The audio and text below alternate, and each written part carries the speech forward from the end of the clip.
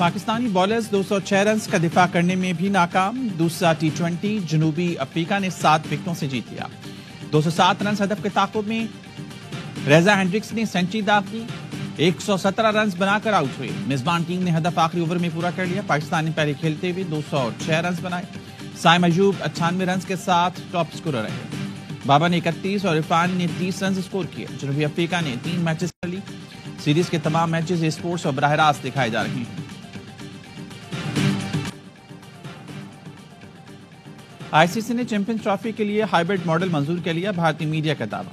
آئی سی سی کی virtual meeting آج ہوگی. ذرائع کا کہنا ہے چیمپئنز ٹرافی کے تمام معاملات اور شیڈول طے ہونے کا امکان ہے. بھارت اپنے میچ دبئی میں کھیلے گا. چیمپئنز ٹرافی کہاں ہوگا؟ پاکستان کا مطالبہ ہے بھارت نہ پہنچا تو فائنل لاہور میں کھیلا جائے گا. ورچوئل میٹنگ میں حتمی فیصلہ کیا جائے گا. پاکستان 2026 کے ٹی20 ورلڈ کپ کے لیے بھارت نہیں جائے گا. پاک بھارت میچ کولمبو میں کھیلا جائے گا. پاکستان کو 2027 کے آئی سی سی ویمنز ٹورنامنٹ کی میزبانی مل جائے گی. چیمپئنز ٹرافی شیڈیول میں تاخیر کی وجہ سے براڈ کاسٹرز ناخوش. براڈ کاسٹرز کا 50 اوور کے بجائے ٹی20 10 کا ایونٹ کرانے پر اصرار.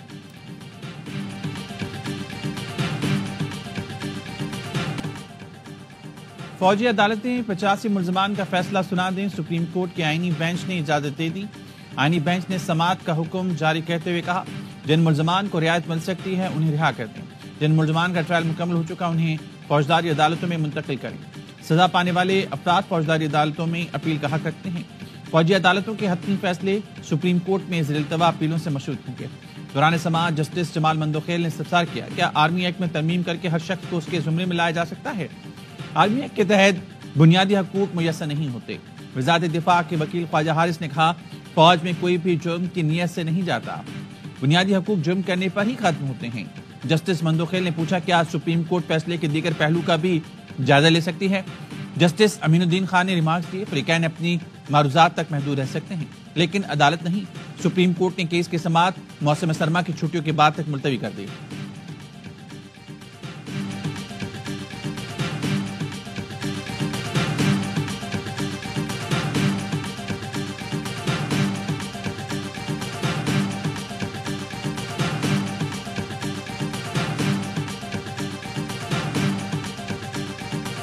مئی کا جو واقعہ ہے جو ریاست کے خلاف کام ہوا تھا ملک کے خلاف ہوا تھا مشکلات اور تکلیف اور سزاؤں کا مرحلہ اب شروع ہوگا. رکنے والا نام ملے گا.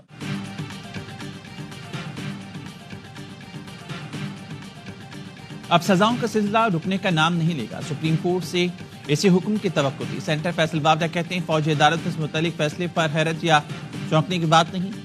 عدالتیں ملک کی اتنی ہی وفادار ہیں جتنے ہم یا فوج. فیض حمید سمیت تمام ملزمان کا ٹرائل ایک ہی جگہ ہوگا. فیض حمید نے جو گواہی اور شواہد دیے بدقسمتی سے پہلا نام بانی پی ٹی آئی کا ہے. لیگی سینٹر عرفان صدیقی نے کہا شہیدوں کی یادگاریاں فوجی تنصیبات جلانے والے کہتے ہیں ہم سویلین ہیں. آپ نے وہ کام کیا جو سویلین نہیں کرتے. ایک پارٹی سربراہ کو پھانسی چڑھایا گیا. بینظیر بھٹو کو قتل کیا گیا. کسی نے یہ کام نہیں کیا جو آپ لوگوں نے کیا. عدالت فیصلہ کرے گی. آرمی ایکٹ کا دائرہ کار کہاں تک ہوگا؟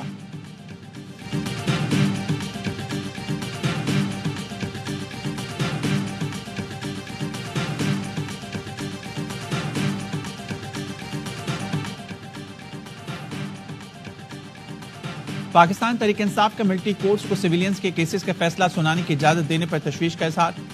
سابق اسپیکر قومی اسمبلی اسد قیصر نے عالمی عدالت جانے کا اندیا دے دیا. کہا نظر ثانی دائر کریں یا عالمی عدالت جائیں اس پر مشاورت کر رہے ہیں.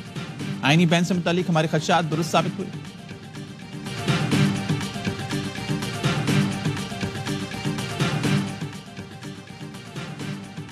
کسی سیاستدان کا کیس ملٹی کورٹ میں نہیں جانا چاہیے. آئی ایس پی آر کی پریس ریلیز میں کہیں نہیں لکھا کہ بانی پی ٹی آئی کا ملٹی ٹرائل ہوگا. کوئی ملٹی انسٹالیشن پر حملہ آور ہو تو آرمی ایکٹ کے تحت کارروائی ہوگی. وزیر اعظم کے مشیر برائے سیاسی امور رانا ثناء اللہ کہتے ہیں سیاسی مسائل کے حل کا ڈائیلاگ کے سوا کوئی طریقہ نہیں. بانی پی ٹی آئی اپنی رہائی کے علاوہ کسی قسم کی گفتگو بڑھانے کے موڈ میں نہیں. مولانا فضل الرحمان کی بات میں وزن ہے. مدارس ایجوکیشن بل کو اتفاق رائے سے اسمبلی سے منظور کیا گیا.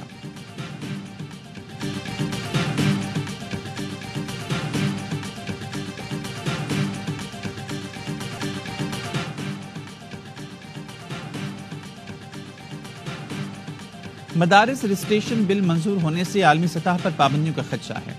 پیٹف اور دیگر عالمی ادارے اپنی آراء اور ریٹنگز میں تبدیلی لا سکتے ہیں. بین الاقوامی امور کو مد نظر رکھا جائے۔ مدارس رجسٹریشن بل پر صدر کے اعتراضات کی تفصیلات سامنے آئی۔ صدر آصف زرداری نے سوسائٹی رجسٹریشن ایکٹ پر 8 اعتراضات اٹھائے۔ کہا مدرسہ ایجوکیشن بورڈ آرڈیننس 2001 موجود ہے، نئی قانون سازی ممکن نہیں۔ رجسٹریشن سے فرقہ واریت کے پھیلاؤ کا خدشہ پیدا ہوگا، بہت سے مدارس سے امن و امان خراب ہونے کا اندیشہ ہوگا۔ صدر کے اعتراضات پر حکومت نے غور شروع کر دیا۔ وزیر اعظم کی جانب سے درمیانی راستہ نکالنے کی کوشش جاری۔ ترجمان JUI نے مدارس ایکٹ پر صدر کے اعتراضات کو حیران کن قرار دے دیا۔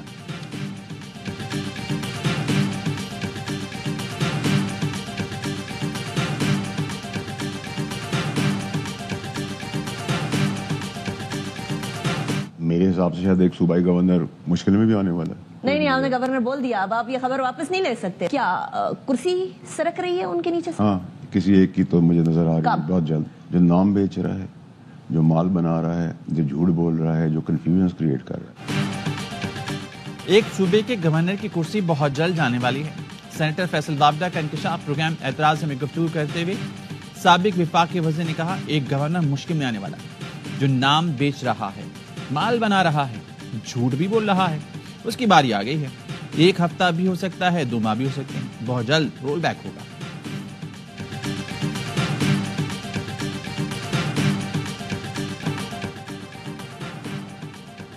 PTI احتجاج میں رینجرز اہلکاروں کی شہادت، بانی PTI اور بشرا بی بی کے خلاف دوہرے قتل کا مقدمہ درج۔ مقدمہ تھانہ رمنا میں سندھ رینجرز کے اہلکار کی مدعیت میں درج کیا گیا۔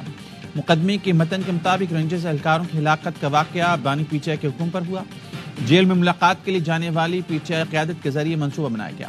منصوبے کے گواہان کچھ قیدی مشقتی جیل میں خفیہ پولیس کے ملازمین ہیں۔ بانی PTI کے حکم کی تعمیل بشرا بی بی، علی امین گنڈاپور نے کی۔ عمر ایوب، شیخ وقاص، سلمان اکرم راجہ نے سازش کے تحت حکمت عملی بنائی۔ مراد سعید، زلفی بخاری، رؤوف حسن، حماد اظہر اور دیگر قیادت نے حکم کی تعمیل کی۔ بشرا بی بی اور دیگر ملزمان نے ویڈیو پیغام کے ذریعے عوام کو مشتعل کیا۔ PTI قیادت نے عوام کو فوج حکومت کے خلاف بغاوت پر اکسایا، جس سے واقعہ ہوا۔ مقدمے میں دہشت گردی اور تعزیرات پاکستان کی 10 مختلف دفعات شامل ہیں۔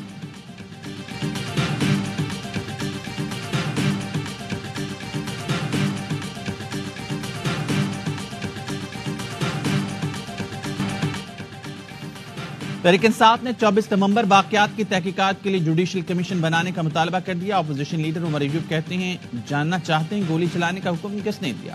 ہم شہباز شریف اور محسن نقوی کو ذمہ دار سمجھتے ہیں۔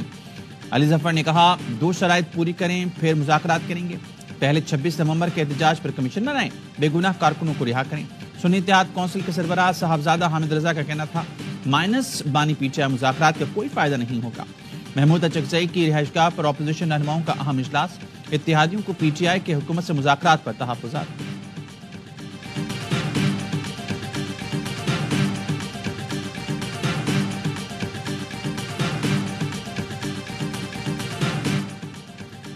کراچی میں آج سے ٹیپ بال کرکٹ ٹورنامنٹ شروع ہوگا۔ گورنر سنگھ کامران ٹیسری کہتے ہیں اسٹریٹ کرکٹ اسٹیڈیم تک لے جانا چاہتے ہیں۔ ایونٹ میں میری کراچی نائٹ کی ٹیم بھی کھیلے گی۔ کل افتتاحی تقریب میں بہت بڑا کنسرٹ ہوگا۔ شہریوں کے لیے گفٹس، قرآن اندازی کے ذریعے ٹکٹس اور دیگر انعامات ہوں گے۔